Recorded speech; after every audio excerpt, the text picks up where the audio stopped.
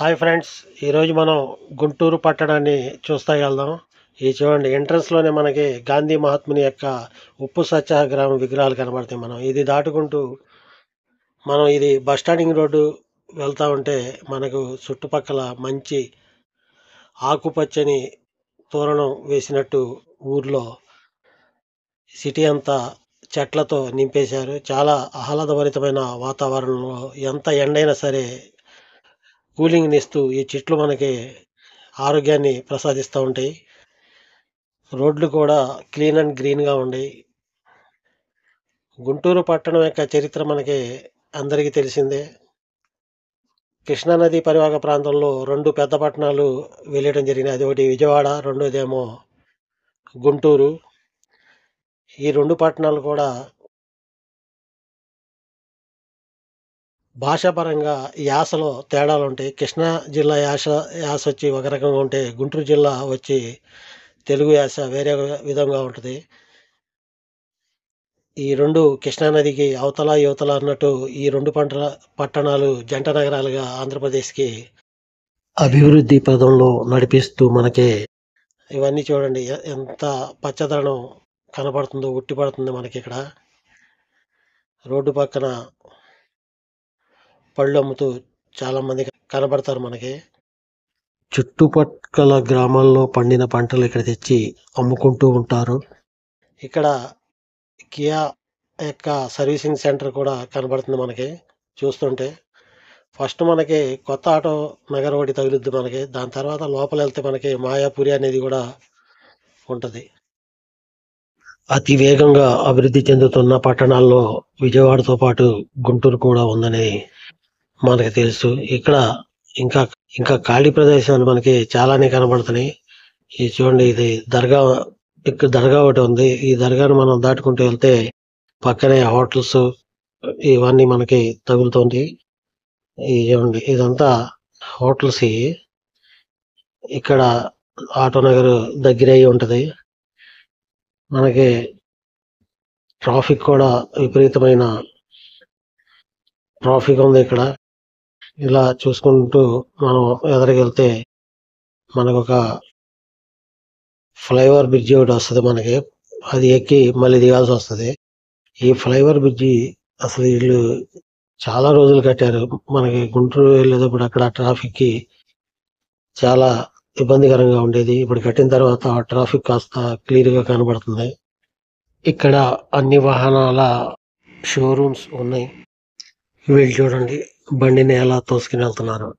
ఒకటి ఆగిపోయిన బండిని ఇంకోటి కాలుతో తోస్తూ ముందుకు సాగుతున్నారు.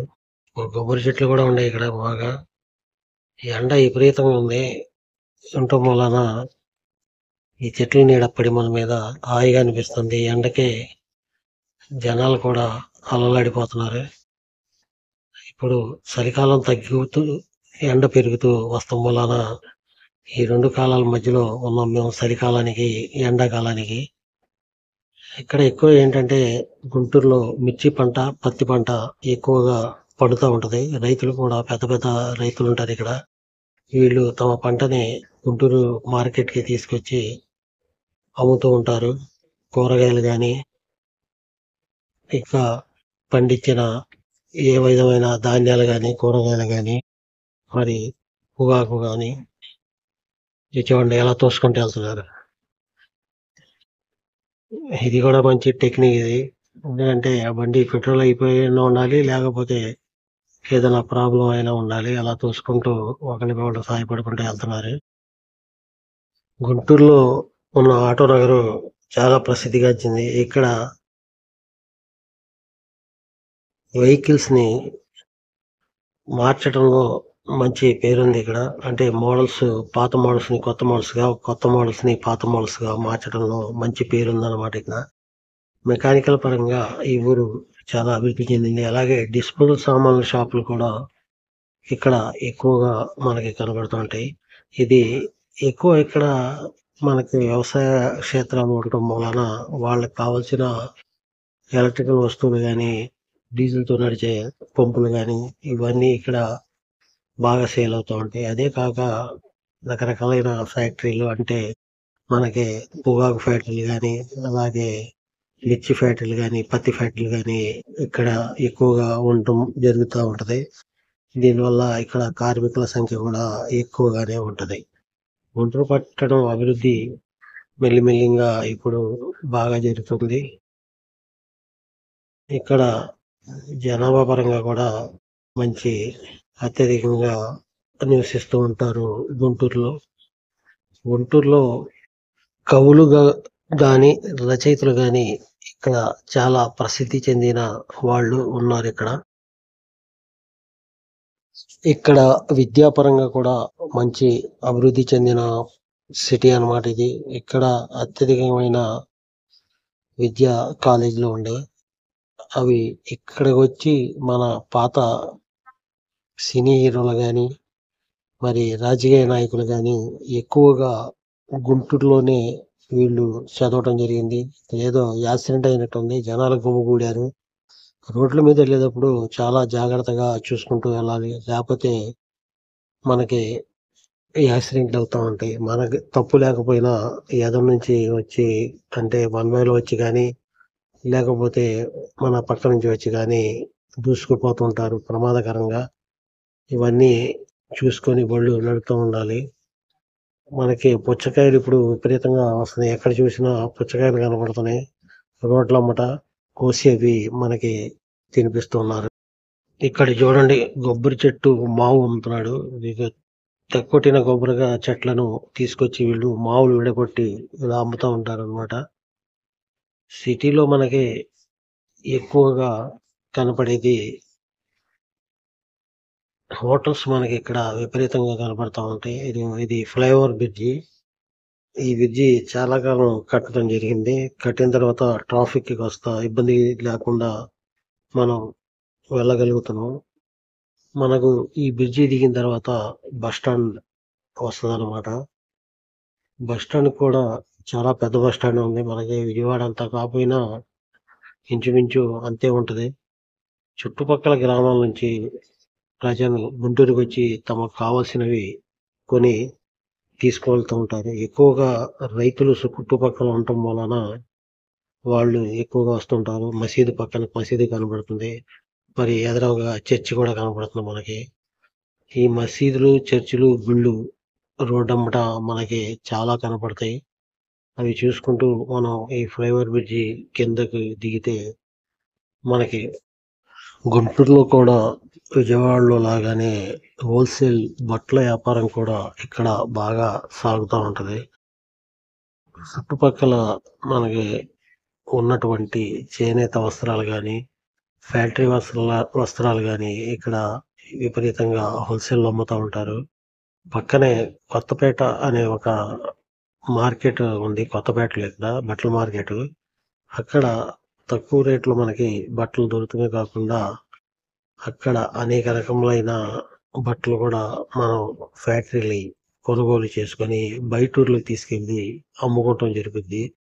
సైకిళ్ళ మీద, బళ్ళ మీద తిరిగి అమ్ముకునే వాళ్ళు బట్టలు ఎక్కువగా ఇక్కడి నుంచే తీసుకుని వెళ్ళి అమ్ముతూ ఉంటారు. మనకి గుంటూరుకి రైలు ప్రయాణంలో కూడా రావచ్చు, బస్సు ప్రయాణంలో కూడా రావచ్చు. ఇదే బస్ స్టాండ్ అనమాట. ఇది గుంటూరు బస్ స్టాండ్. మనకి గుంటూరు బస్ స్టాండ్ దాటిన తర్వాత ఒక పెద్ద నందమూరి తారక రామారావు గారి విగ్రహం ఒకటి మనకి దర్శనమిస్తుంది.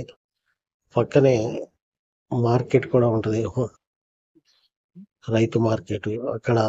అక్కడికి ఎక్కువగా కూరగాయలు కానీ, పళ్ళు కానీ అక్కడికి వస్తూ ఉంటాయి. అక్కడికి వచ్చి హోల్సేల్ గా వ్యాపారస్తులు తమ అమ్మకానికి అక్కడి నుంచి తీసుకుని పండ్లను, కూరగాయలను తీసుకుని వెళ్తా ఉంటారు.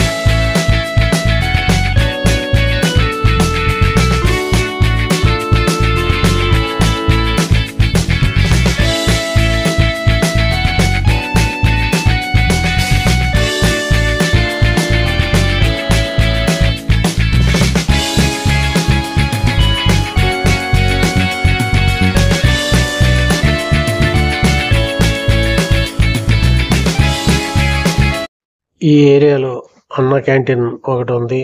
ఇక్కడే అన్నగారి పెద్ద విగ్రహం, నందమూరి తారక రామారావు గారి విగ్రహం కూడా ఇక్కడ ఒక పెద్ద విగ్రహం కనపడుతుంది. ముసుకేసింది నందమూరి తారక రామారావు గారి విగ్రహం. అది ఇప్పుడు ఎమ్మెల్సీ ఎలక్షన్ ఉండటం వలన దానికి తెర కప్పడం జరిగిందనమాట. ఇక ఈ మార్కెట్ సెంటర్ కూడా ఇది హోల్సేల్ కూరగాయల మార్కెట్, మిర్చి మార్కెట్ ఇక్కడే.